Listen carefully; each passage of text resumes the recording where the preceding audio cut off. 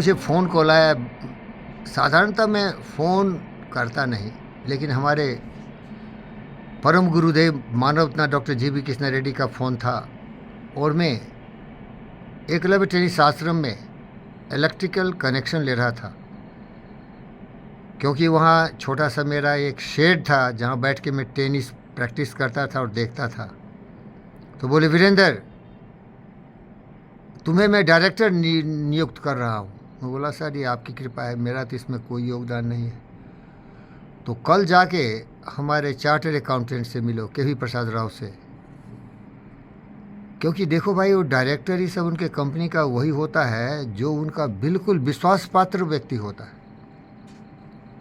तो मैं गया उनसे, के.वी. राव प्रसाद से मिले, के.वी. प्रसाद राव से मिला, और जितने भी ग्रुप के टॉप मैनेजमेंट है सब हमारे पीछे खड़े थे और हमारे साथ बैठ के परिचय कर रहे थे।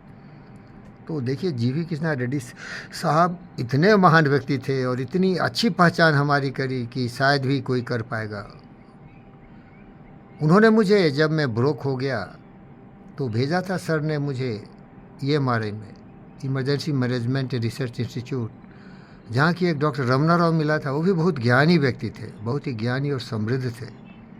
उन्होंने हमारे जी.वी. के साहब के जो आदेश थे कि मैं मेडिकल साइंस पढ़ाऊँ हिंदी में, उसको भी रिवर्स कर दिया, क्योंकि इतना ज्ञानी था कि सोचा कि मेडिकल साइंस तो बहुत पढ़ लिया, लेकिन दुनिया का सबसे बड़ा जो ज्ञान है वो है बुद्धि, इनलाइटनमेंट। वो बोला, आप इनलाइटेंड बुद्धा है, मिनिमम 20% तो जरूर है, ज़्यादा मैं समझ नहीं सकता।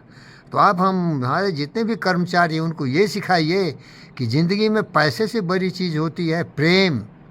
और EMRI, जी.वी. की EMRI एक ऐसा संस्थान है जो कि प्रेम के आधारित है। ये मरते हुए को बचाने का है। यहाँ सारे विपदाओं में घिरे हुए लोग हैं। किसी की दुर्घटना सड़क पर हुई है, किसी को सांप काटा है, कोई पानी में डूब गया था, किसी ने आत्महत्या करने की कोशिश की है। तो यहाँ अगर पैसे गिनोगे तो पैसा कहाँ मिलेगा? 10-20 हज़ार क्या होता है भाई? लेकिन प्रेम होगा तभी तुम एक डॉक्टर की तरह, एक नर्स की तरह उसकी जान बचाओगे। तो बोला, इसको मोटिवेट करो, इसको ज्ञान बताओ और इन लोगों को पढ़ाओ। रमन साहब बोले कि ये मत पूछो कि जी.वी. के EMRI क्या दिया, क्योंकि ये फिलैंथ्रोपी है, यहाँ पैसे बहुत नहीं होते हैं। लेकिन ये देखो कि तुम कितना महान व्यक्ति हो, लोगों को कितना सहानुभूति से उनके दुखों को निवारण करके उनकी ज़िंदगी नया दे सकते हो। और उनको समझाओ कि तुम्हारे परिवार के हर लोग गौरवान्वित होंगे कि किसी एक परिवार के बूझते हुए रोशनी को इसने बचा लिया है, क्योंकि एक्सीडेंट में बड़े लोग ही मरते हैं जो बाहर, घर से बाहर निकलते हैं।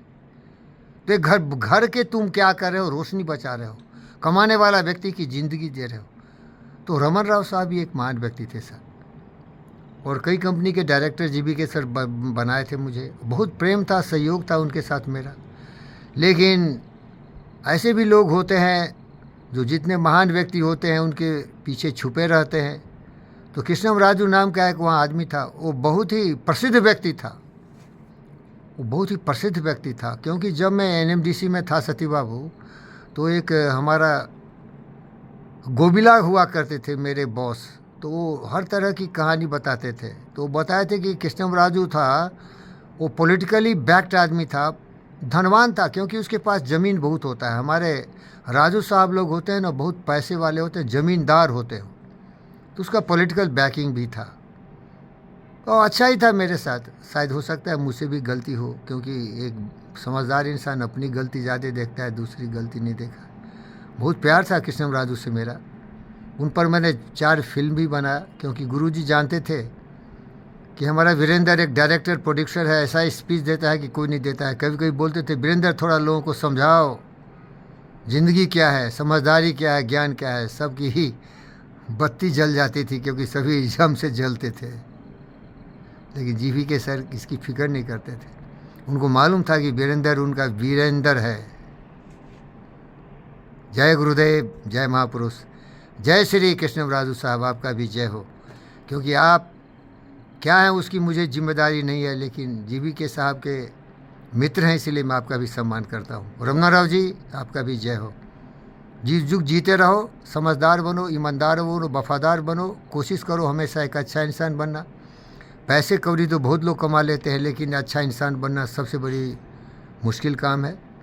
वो कोई कोई बन पाता है। इसीलिए कितने महान लोग हुए, नहीं हुए ना। वो धन दौलत में इतना खो गया कि वो बर्बाद हो गया, वो भिखारी बन गया, वो दरिद्र हो गया। थू थू करते लोग उस पर, अरे पैसे दिखाते, 2 कौड़ी का आदमी साले।